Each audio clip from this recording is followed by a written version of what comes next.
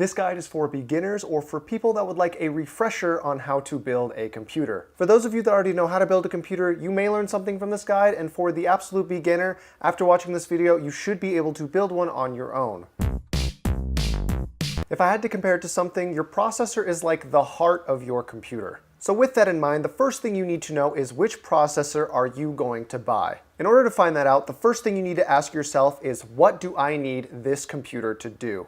If you're just going to search the internet, watch videos, and play games that aren't very demanding like League of Legends, Overwatch, or basically any other esports title, then you can settle for a lower end CPU like a Ryzen 3 1200 or an Intel i3. Now what I just said might confuse you, so here is a quick explanation. Those processors I just mentioned have a lower core count than most processors and have a low to medium range clock speed. Inside a processor, the more cores and threads you have, the stronger it will be and the more it will be able to handle. The clock speed of a processor kind of follows that same principle in that the higher the clock speed is, the stronger it will perform. Some programs and tasks are more demanding than others. For example, League of Legends could be run on a single core processor, while advanced 4K video rendering and special effects would need 8 cores with a high clock speed to perform at the expectation.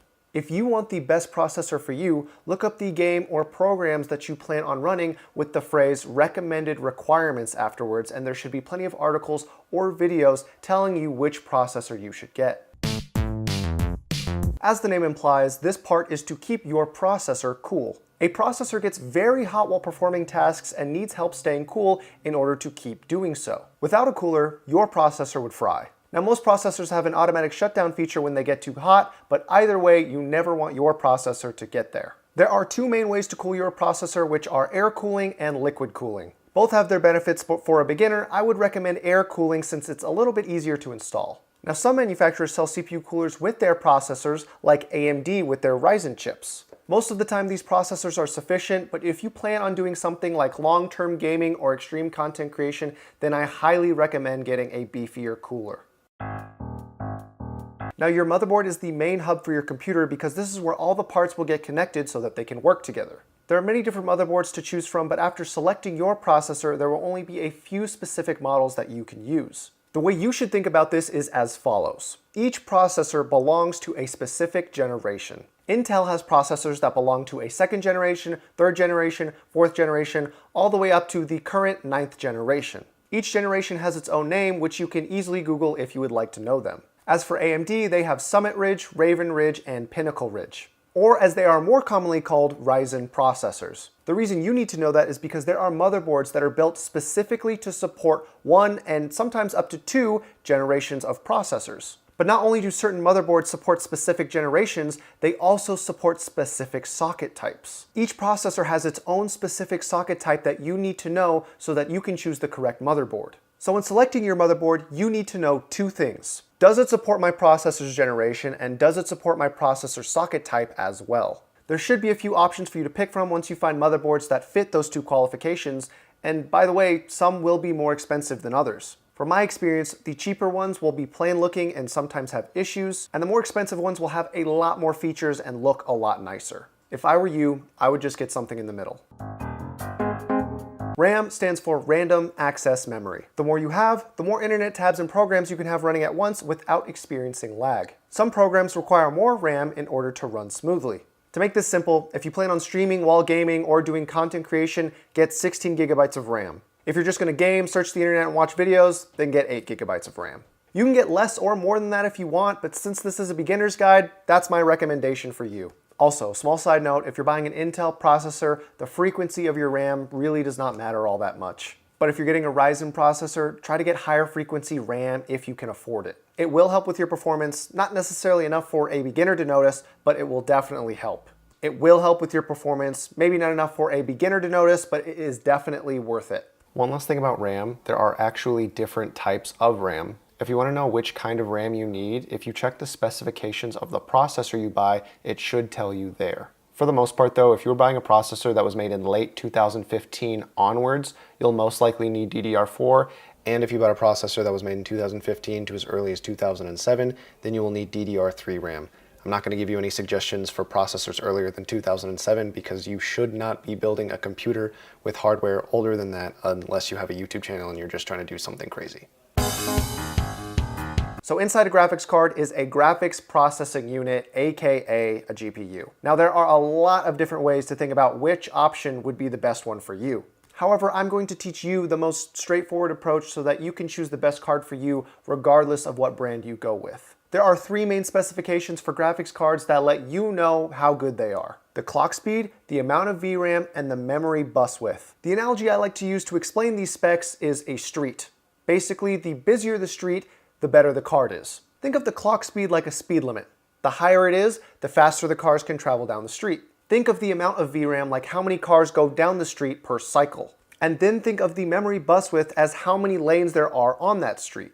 The cars are supposed to represent data, and basically the more cars you have moving and the faster they can travel, the better performance you will get out of your graphics card. However, if you can't understand that analogy, here is my recommendation to you. Do not ever get anything lower than 1000 megahertz clock speed, 2 gigabytes of GDDR5 RAM, and 128-bit memory bus width. It's not that specs lower than that are unplayable, but they will definitely be less enjoyable. This one is pretty easy to understand. You need a power supply so that all your parts can have the power to run. Parts like your processor and graphics card will have a recommended wattage when you look at their specifications. If you add up that recommended wattage and buy a power supply with that much wattage, you should have more than enough power to run your computer successfully. For the most part though, what I have come to learn is that if you use power supplies that come with a little less wattage than what they recommend in the specifications for your parts, you'll usually be fine. I'm not saying you should do this, but I've been able to run computers where the recommended wattage was 650 watts on a 450 watt power supply. The other specification you need to look out for when buying a power supply is the rating. From lowest to highest, they are as follows. Non-rated, 80 plus, 80 plus bronze, 80 plus silver, 80 plus gold, 80 plus platinum, and 80 plus titanium. The higher rating you have, the more power efficient your power supply will be.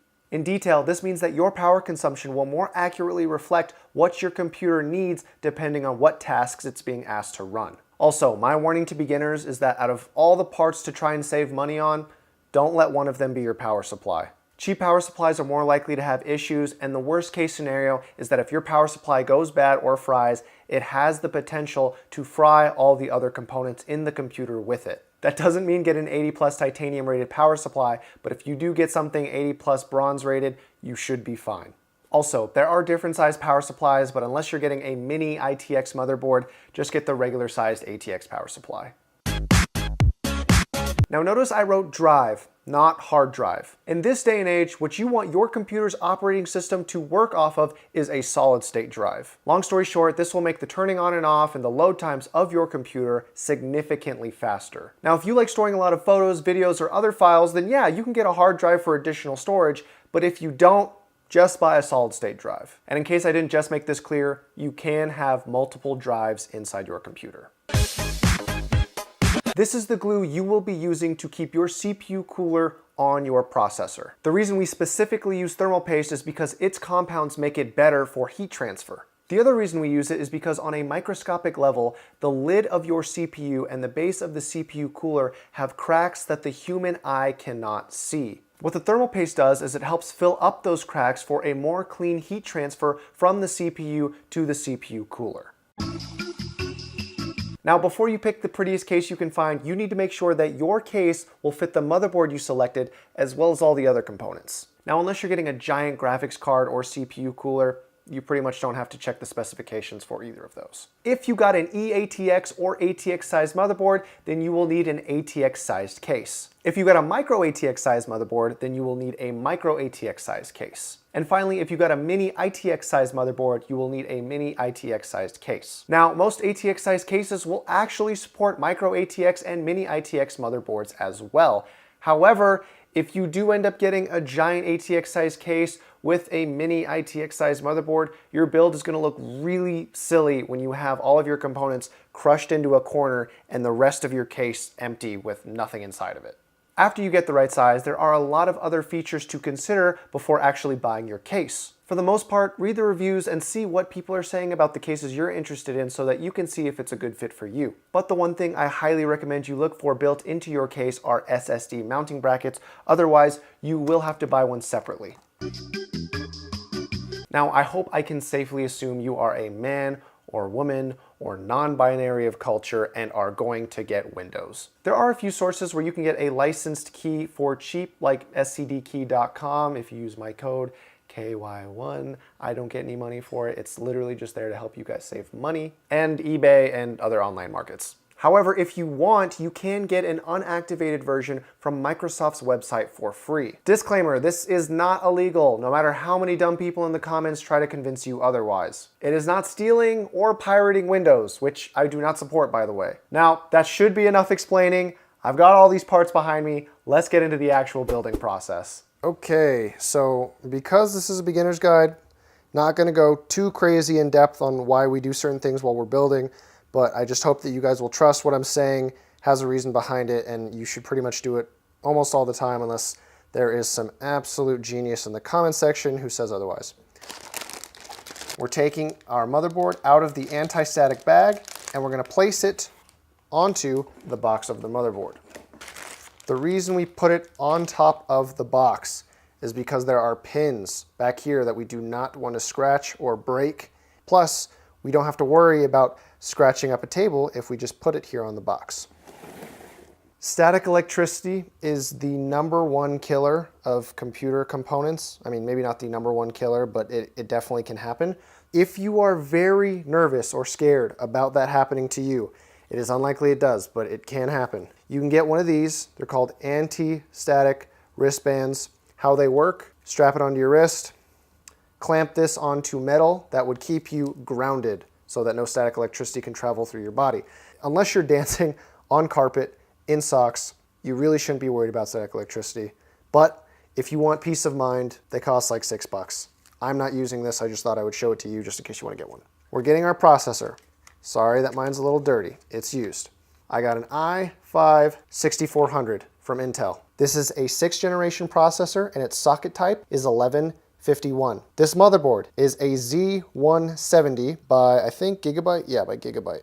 Based off of those numbers, I personally know that this motherboard is an 1151 socket and supports 6th generation and up to 7th generation Intel processors. If you want to know, just off the top of your head like I do, what I highly recommend you do is search what generation processor is compatible with what motherboards. Now, because this is a Z170, the Z indicates to me that this motherboard is overclockable. This processor is not overclockable. Some of you might think that's a waste of money, but like all my other parts, I got this used for a very good deal. So I'm using what I have available to me.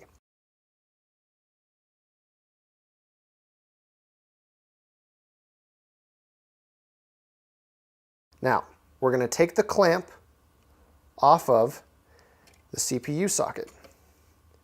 We'll just lift this back. It's not sensitive at all, don't worry about it. Now we're going to place our processor in the socket. How do we know which way it goes? It's a square. Well, if you look on the processor, there's always a little arrow that points where it should line up. On the motherboard, there's another arrow. So we're going to gently drop from like point blank range our processor into that socket. It's not correctly lined up yet. There it is. Now notice I didn't push it, I didn't tamper with it or mess with it because there are pins that connect the CPU to the socket. You never, ever, ever, ever force the processor into the socket. You should just be able to gently place it in there. If you feel like you have to force it or it's not sitting in all the way and laying flat seated, there's something wrong. One of the pins are bent. You're gonna have to do your best to straighten it out. But since that isn't the case for me, I get to now put the clamp on and firmly keep our processor in place. Next thing we're doing, these are the RAM slots. Because motherboards these days are fairly nice, this isn't just, painted red and painted black to fit the color scheme. I mean, it does do that. But you'll see these are dual channel RAM slots. Now I could go on about that, but just know that because they're color coded, if you get a dual set of RAM sticks, which you typically should, you will place the RAM sticks into the corresponding colors. Since I know I'm going to be working with a fairly large air cooler, I'm going to give myself a little bit of space, and I'm going to take the RAM sticks that I have here, and I will line up the pins and gently place them in here. This CPU cooler is going to be pretty large, so I want to give myself that extra little bit of space if I need it. So you look at the brackets, there should always be a way to open them. This side does not pop open, so it's a one side open for the bracket. Most new motherboards work like that. And I'm gently placing it in the DIMM slot, is what we call this, and pushing it all the way in until I hear that click. Both sides. Now I know that my RAM is correctly placed inside the DIMM slot. And push it in until I hear that on both sides. So now that I know my RAM is correctly placed inside the motherboard. Next thing we're moving on to is the case. Put this to the side. Now, you might be wondering, why does this case have a see-through panel? Well, tempered glass and looking inside your build these days is kind of a trend. It's very popular. It looks nice, you know? I like my cases that way. If you want to get one that way, there should be a lot of cases like that for you to choose from. So, looking inside this case, again, this is used. Yours will be brand new. They'll have the case wires wrapped up nicely for you. This case is a nicer one. It's by Corsair. I don't remember the specific model name off the top of my head. I know it's an expensive one. This one comes pre-installed with nice Corsair cases. 2 in the front, 1 in the back. Now what we're looking to do is mount our motherboard inside this case so that we can continue building. But the first thing you want to do, because I always forget this step whenever I'm building by myself, that I/O shield that came with your motherboard, this little thing, you're going to pop this in and you're going to place it in between the case and the motherboard. If you want, a nice and easy way to do it would be to kind of place your motherboard in the case and try to pay attention to where these line up with the outputs of your motherboard. I can tell that mine are going to go in this way.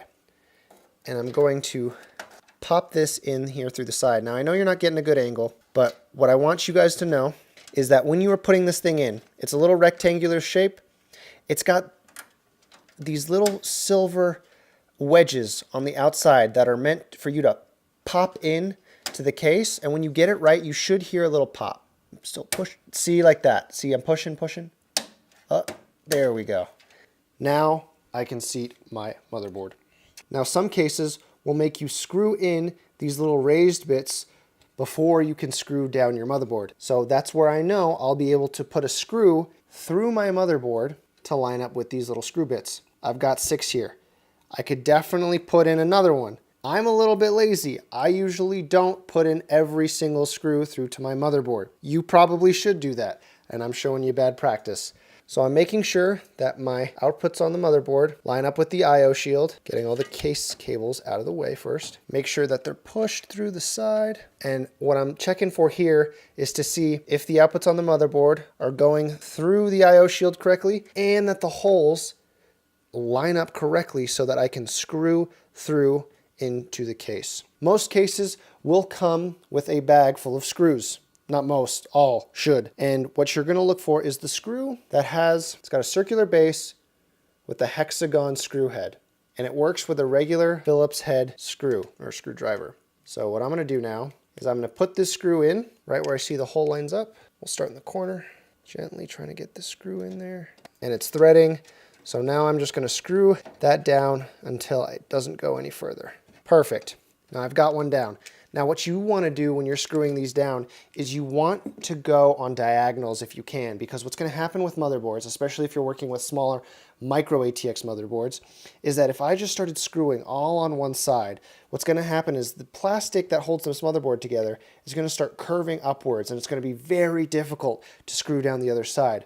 So in order to avoid that, I'm going to take this screw and screw it down diagonally on the other side so that I don't get one side completely popping up. Screw it down. We're going to fit off this diagonal now.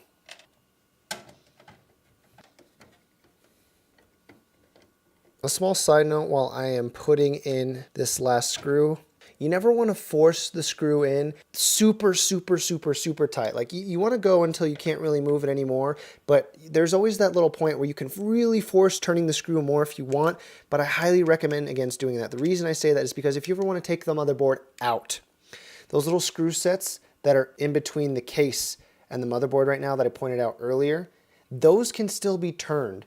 If you screw this too tight and you start turning those at the bottom, you've basically permanently fixated this motherboard to this case. And something I highly recommend doing once you get into PC building is making it so that you can reassemble this, because what you can do and what you should do is when you look to upgrade your computer, is you make it easy to sell your old one so that you can subsidize costs for the new one. So we've got the RAM in, the motherboard's down, mounted on the case, processor's in. We could do one of two things right now. We could put in the graphics card, or we could put in the CPU cooler. Either one works. I personally am going to go for the graphics card next, so I'm going to get that out right now.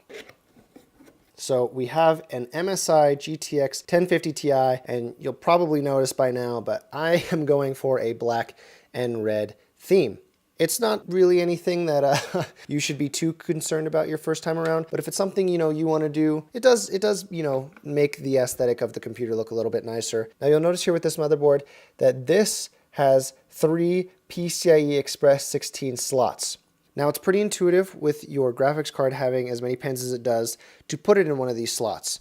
Which one do you want to use? Well, as long as it says PCIe X16, any of them will work. If it says anything lower, like it does here, PCIe X8, you want to avoid that. It'll lower the speed of your gaming performance just a little bit. I'm not going to go too into detail with that. That's something you can look up in another video. But see, I can notice here it says PCIe X16, so I want to put it in here. I'm going to go ahead and take out these brackets on the side here of the computer. You can unscrew them by hand, but it's easier with a Phillips head screwdriver. So I make this mistake all the time. It's not really that big of a deal, but I misjudged where the graphics card would line up in terms of these little brackets. So since I'm working with a nicer case, I can actually unscrew them and screw them back in. If you're working with a cheaper case, you will notice that sometimes with these little brackets, you actually have to break them off and can't unscrew them like I'm allowed to right now. If you have that, and that's your situation, what you want to do is make sure and line up by placing the graphics card somewhat near where you're going to put it in, that it matches up to the correct brackets that you're going to break out. So you don't have to break out any of the brackets that you don't need to, because you don't want like holes in your computer that you don't need to be there. All right, so I just made a mistake. I realized that the cooler we are using for our processor actually has a back part that needs to go on the back of the motherboard before I can mount the heatsink of the cooler on top of our processor. Fortunately, I haven't gotten too far into this build, so what I'm going to do now is I'm going to unscrew all 6 of the screws that we've used to mount down our motherboard into the case and try to gently slide that bracket into the back so that I can put the CPU cooler onto the processor when I get time. So this isn't the first time I've made this mistake, but this is a good teaching moment. I hope that you guys know when you're building a computer, you will have these little slip-ups. It will be a little bit frustrating, but don't beat yourself up too much. It happens to everyone. This is probably like my 30th build, and I've forgotten to do it now. So if you forget to do it on your first one, not a big deal.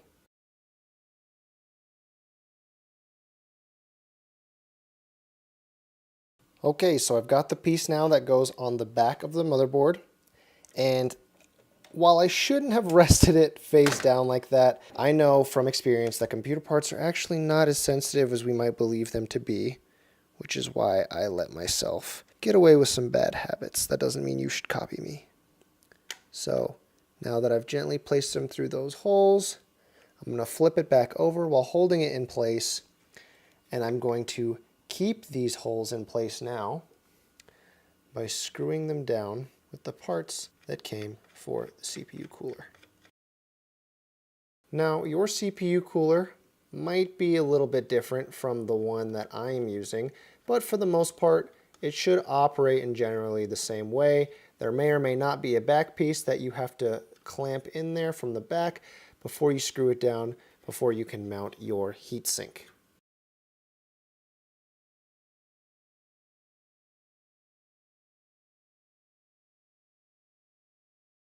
Now, I didn't mention this before, but with your graphics card, the same principle kind of applies with the RAM, where you're gently pushing down until you hear that snap in. Once that happens, you can take those same screws, or different screws, depends on your case, and screw the GPU bracket down in place, because the fans on your graphics card are going to be spinning pretty fast. And if you don't have this thing screwed down securely, your graphics card's going to shake, and you're going to hear it in your computer when you turn it on. I've had that before.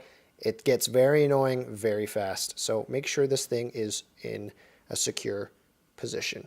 So now the next step you would believe that you would want to put in the CPU cooler, the heatsink, and the fan that go with it, but we're not doing that yet. The reason we're not doing that yet is because I'm going to show you guys all of the different connections really quickly that still have to be made. So we have a case fan connection here. We have the CPU power here. We have the CPU cooler right there, the 24-pin motherboard power connector here, potentially another system fan here.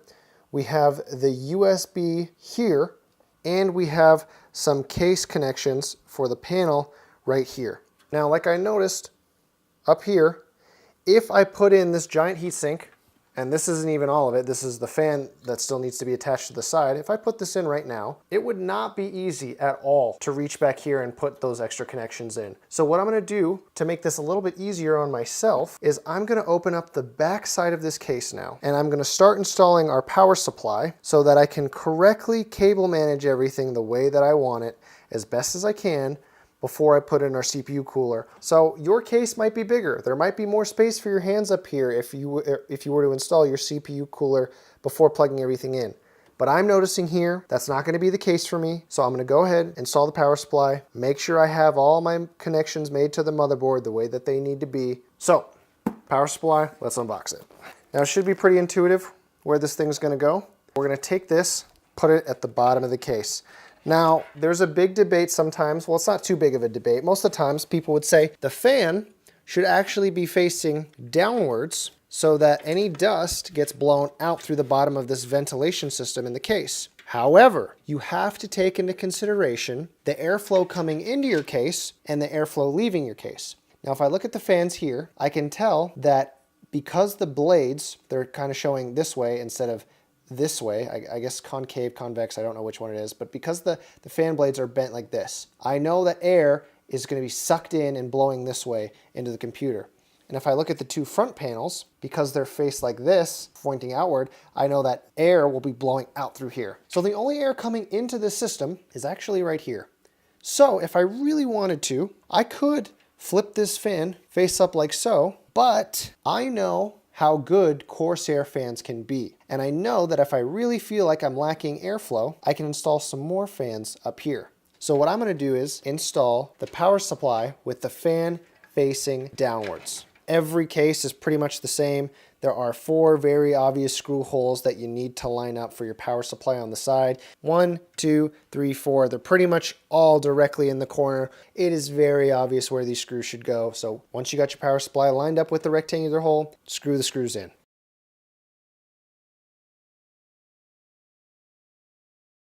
Okay, so we got our power supply screwed in. Now, I can take these cables, throw them back into the back panel of the case, and then pop them out where I need to plug them in. Now you might be wondering, well, why don't you just go and plug it in? Well, look, if I did that, now I got this giant ugly cable hanging over the top of my glass panel, which I'm gonna be seeing through. It doesn't look good. You know, you can do it. It really is up to you. But like me, once you start to really like and enjoy PC building, you don't really want to settle for mediocre. So what I'm going to do is I'm going to pick out the cables that I'm going to do first. So I'm actually going to go up with this tougher one here. So I'm going to get my 4-pin CPU connector, and you'll notice that they write on here CPU right there. So I'm going to loop it back through this rubber protective grommet and then bring it back up here, so we don't have a long cable sitting in our way. You need to take off the back panel, so follow along as I do this.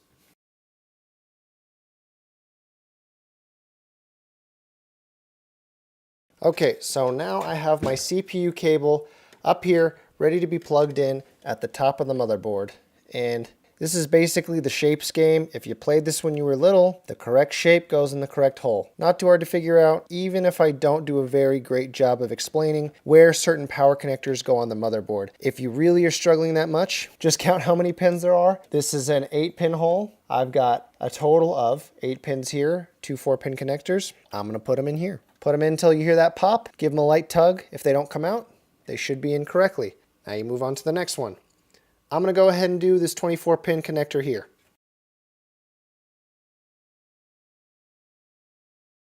All right, got the 24-pin connector ready to be put in. Now you'll notice most 24-pin connectors like this, they go 20-pin, 4-pin. It's a little weird. Sometimes it's hard to handle. But because we properly planned plugging our cables in before installing our CPU cooler, we have plenty of room to wiggle around and make sure that we plug everything in correctly. Another connection we need to make is for our graphics card. Now, not all graphics cards require power. You can tell right here by looking at this 6-pin connector that this one needs power. So what I'm going to do is I'm going to look for a VGA cable right here. See that this one has 6 pins? That's what we'll be connecting into here. Okay, so this only needs one 6-pin connection for this graphics card. Some need 2. I'm going to go ahead and plug it in, and you'll notice that now we kind of have this little ugly other 6-pin hanging off here. The reason this is here is, like I said, some graphics cards need so much power that they need 2 6-pin connectors. Now I don't like this just randomly hanging off like that. It looks kind of ugly. Could you cut it off? Yeah, I mean, you could, and this would work fine, but then you'd have to worry about exposed wires. Now I'm going to take one of these twisty ties that basically come with every computer package you'll ever buy and just gently lay this cord next to the other and tie it off. Looks a lot better already. Now that I've gotten all of our power supply connections to the motherboard, processor, and graphics card, all that's left is to make sure I have all of the case cables connected to the motherboard as well. We'll do this one. This one's pretty simple. This is for the USB ports at the front of your computer. And if you have a newer motherboard, which I really encourage you to get, it's really easy to line this up. Like I said, shapes game. But most of them just really big inside the port say USB 3.0. So go ahead and find one that's very comfortable for your cable and just pop it in there. Very simple. All right, so now we're going to be doing what I think to be the hardest part in a computer build process, which are the panel connections. They are the skinny, tiny little connectors that come from your case, and there'll either be 3 or 4 of them, and they'll read off as HDD LED, power switch, power LED, and the optional one that is sometimes there, not always there, is the reset switch. Now, in newer, nice motherboards, they'll have a nice little kind of rainbow color coding to show you where they should go. On older motherboards, they do not have that. And sometimes they don't even do what this motherboard says, where really big on the board, it says panel. So it tells you where it should be. What these cables do, they give your power button a little ring light to let you know when it's been turned on or off.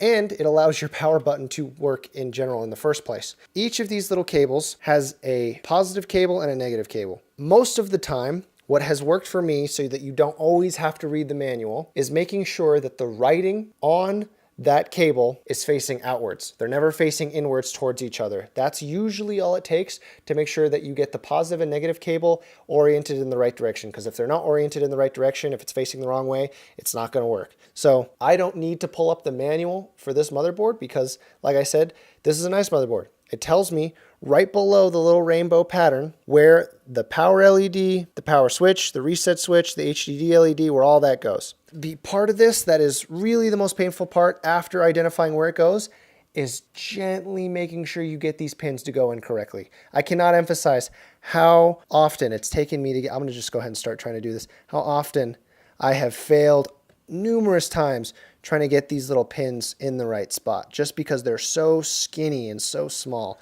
So out of everything that you'll do with your build process, I can almost guarantee you this one will be the most frustrating. Okay, so fortunately it didn't take me too long to get the panel pins in there. The last thing we got to worry about is the HD audio pin. So this also comes from your case. For the most part, what I found with motherboards, at least the ones that are made more recently, it's always in the bottom left-hand corner of your motherboard. Nowadays, like I said, they make it a little bit easier for you to find these connections. It says audio nice and big inside there. It's really hard to make that mistake. But in order to make this cable management a little easier, I'm going to run this cable down one more grommet just so I don't have it laying over the entire motherboard. Make sure I got the pins lined up correctly. So with your HD audio cable, There is randomly one pin missing, so it makes it a little bit easier to line up when you flip it over and pay attention, make sure the socket matches the actual pin.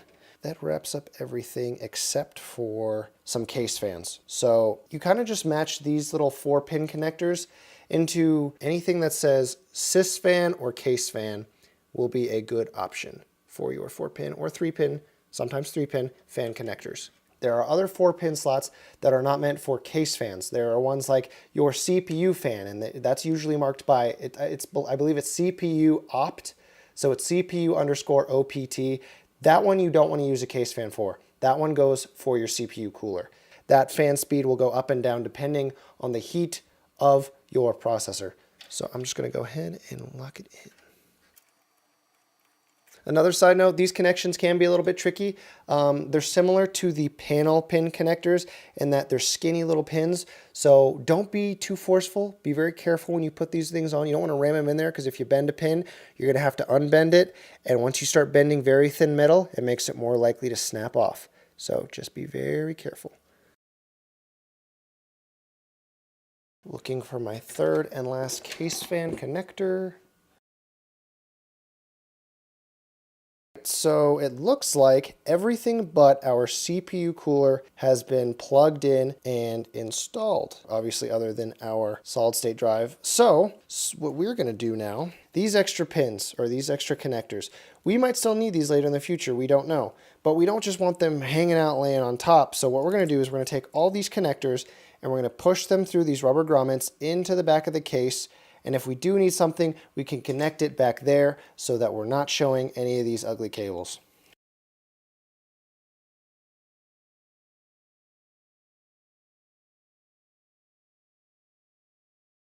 So I know that we will need these SATA connections. You can tell that they're SATA by the little L when you look inside the pins. I know we'll need these later, but I don't just want to lay these underneath the case and kind of crush them. You can do that. I've definitely done that in the past and there's not really an issue. But just for the sake of now, just so these kind of don't get crushed so that viewers like you get bad habits, I'm going to tie them up with another twisty tie and kind of throw it in a socket, well not a socket, in an opening in the case. And we'll leave them there for the time being, but it's not going to stay like that permanently. Okay, here's the heatsink. I'm going to go ahead and screw this thing into the mount that we screwed in earlier. This is the fan that will be connected to that heatsink. I just want to make sure there are no spacing issues. Quick tip, these fans that come onto your CPU cooler, the heat sinks, they can actually typically either be installed on one side or the other side. I think for the most part they always come pre-installed, so the fan snaps on, like I just have it now. In order to get it off, you just kind of lift these little clamps. So because this heatsink will be in here, and we're going to have air coming in right here, blowing onto the heatsink, I'm actually going to switch sides and have the fan placed on this side so we can get a better use of our airflow. Because if the air's blowing directly onto here, we don't need a fan kind of getting in the way of that. This metal is going to get really hot because it's going to be sucking that heat up from the processor. So what I hope what will happen is that air will blow onto the heatsink, cool that down, and this fan will suck the air off of the heatsink and make it even more cool. That's the hope, at least. Now that we've got it snapped on, we're going to go ahead, line up the screws, and get our CPU cooler in place. Oh, guess we can't get it in place because the fan is actually in the way now. So, screw the heatsink down first, then install the fan afterwards. Hi, this is Chris from the future, and I'm here to let you know that for whatever reason, the footage of me applying thermal paste onto the processor is corrupted for whatever reason. And as much as I would like to be able to demonstrate that for you, I'm just gonna let you know how it kind of went down. Basically, you take your little tube, you uncap the top, you put a little pea-sized drop on it. There are a million different ways people tell you all over YouTube on how to apply thermal paste. I go with a little pea drop. Other people say X, they say a little line, they say a little swivel, an S, whatever. I put a little pea drop in the middle because once you put the CPU cooler on top of it, it's gonna mush and spread out. And the most important thing you wanna do is cover the very center of the processor You want to cover the whole top ideally, but the main source of that heat is coming from the little silicon chip right in the middle of your processor. So enough from future Chris. Let's go back to the video, but I just thought I'd let you know that I did apply thermal paste, so don't think I didn't. Same rules with screwing apply as last time. Screw it down, not so tight that you ruin the screw connector underneath, and always do a diagonal. You should always expect the fourth and final screw to be the most difficult. It's always the one that wants to go down the least. Okay, perfect. So it's on there, looks good. Now I notice that before I can put this fan on here, that the CPU opt port that we talked about earlier is actually going to be blocked if I just go ahead and slide and clip the fan on. So what I'm going to do is I'm going to attach that before, if it'll go in. Yeah, I'm going to attach that before I snap the fan onto the heatsink. Make sure that you always plan ahead when you can in PC building, because it will pay off dividends and it will save you headaches, I promise. Looks like it's clipped on pretty safe. I'll try to tuck this wire away as best I can. And everything looks pretty good. We've almost got a fully built computer. The only thing left, the drive, our solid state drive. Now, I'm sorry again if I'm confusing you guys with the packaging of, like, you know, my processor or my solid state drive. I always get my stuff, not always, but most of the time when I'm doing builds for you guys, I get my stuff secondhand. Saves me a ton of money. So let me go get some scissors. I'll cut this bad boy out and we can wrap up the build. So remember, like I talked about before, when it comes to looking at the features of your case, well, you'll notice that there are no brackets that you can see that fit this drive. Real quickly, we're going to check the back. Oh, look at this. Lucky us. So this case actually does come with some solid state drive brackets. As you can see, they will fit our 2.5-inch solid state drive. And what we're going to do now is get the right screws. They should come with your case or solid state drive. I'm going to have to go find some because, like I said, all my stuff's secondhand. And you'll screw them into this little bracket. Let's see if I can get this out. Oh, you got to unscrew them. Jeez. Not all cases have similar SSD mounting brackets. There we go. And let's see, where do the screws need to go? You want to make sure that your SSD is facing outwards so that you can connect your power and data cable. Oh, you might actually just be able to... The way this SSD bracket is built is so that you actually don't have to screw it down. It looks like you can if you really want to, but since this doesn't look like my drive's going to be moving all that much, I'm shaking this and there's almost no wiggle room in here. I mean, there is no wiggle room in here. I'm actually just going to go ahead and screw this thing back down onto the bracket. This thing was made really nicely, so I don't have to do this. But like I said before, if your case does not come with a solid state mounting bracket like this one does, you will have to buy your own. Okay, if this is our drive, if this is where our operating system is going, how do we connect that to the rest of our computer? Well, you need two things. You need to be able to power it, and you need to be able to get data from it. So here, it's called a SATA cable. This is the smaller one. The smaller one is for data. So we're going to go ahead, connect this cable through here, and then before I line it up through the grommets, I'm going to check to see where the other SATA cable port is on the motherboard before I go and do that. But like we said before, we also need the power cable. So I'm going to undo this twisty tie that I did earlier, hold these cables for me. So let's see, we have a few, but I'm going to go ahead and use this one because I think it'll give me the best possible control later for when I actually want to tie all these cables up in the back. So you go it in all the way. I heard it pop, or not pop, but snap into place. Now be careful. These SATA cables, these L brackets are very easy to break. You break this thing, you're going to have to get a new one. They're not easy to fix. They're just a pain in the ass once they break, so make sure you don't break it. I'm going to look for where a SATA port is. They're right here. Sometimes they're stacked up on the side. You don't look down directly at them. They're coming in from an angle. I need to slide my SATA cable through.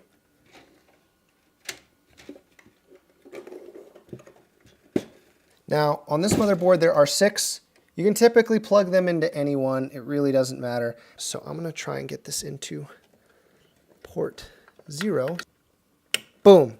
Got that into port 0. And technically right now, if we plug this computer in, everything should work. But before we do that, because I'm going to teach you guys how to build a computer the nice looking way. We got to manage all these cables. Now what I do most of the time is I take all these things, and if I can hide them and they don't show when I'm looking through them in the front panel, it's like they don't exist. But I'm going to do a little bit of a better job here, and I'm going to try and tie these off with that one little twisty tie. So these cables line up here pretty decently. Under here, wrap these bad boys up, clip that off to the side, lay them over here. Now they're not so loose. This SATA cable and the CPU fan, you know, they're not going to flop around too much. This cable management, for me, it's not perfect. I'm not going to be plugging in any more drives to this build. So now I'm going to take my back panel, which we removed earlier, put it back on, slide it in. Perfect. Take those two screws, flip this bad boy back over. So everything looks good. So now we put this panel right back in, slide it into place, screw this down, and now it looks like all we have to do is install our operating system, and this thing will be good to go. Before we take it over, I'm going to do this quick explanation here, kind of huddled into the camera. I have Windows 10 installed on this little thumb drive. This is the unactivated version I told you about. There are plenty of tutorials on YouTube that show you how to get an operating system, Windows 10, unactivated for free. The one specific tutorial that will be best is actually made by Nerd on a Budget by Danny Lee. He goes over and shows you how to install one onto a USB thumb drive, so I'm not going to show you how to do that. Go search that tutorial. Before we even turn the computer on, we're going to plug this into one of the USB ports. I'm plugging it into the front panel. You could plug it into the back panel, whichever one you want, but it's plugged in. So as soon as we turn this thing on, you guys are looking at the screen, you'll know what and where Windows 10 is coming from. At this point, you should have the power cable that came with your power supply plugged into the computer, plugged into the wall, and at the very least, have your mouse and keyboard connected to the USB ports in your motherboard that, you know, came through the I/O shield, and then have the USB stick that has Windows 10 on it plugged into another USB port coming out of your computer. Small side note, before you press the power button on and you freak out and think that it's not working, make sure that that little power switch on your power supply has the little dash pushed in, because that means on. You can turn on and off the power supply on custom built computers, so make sure that's going on before you freak out. Hey, there we go. All right, so okay, nay. Reboot and select proper boot device. Okay, it looks like I just have to press F12 the second the computer comes on. Delete or F12, either one. Delete.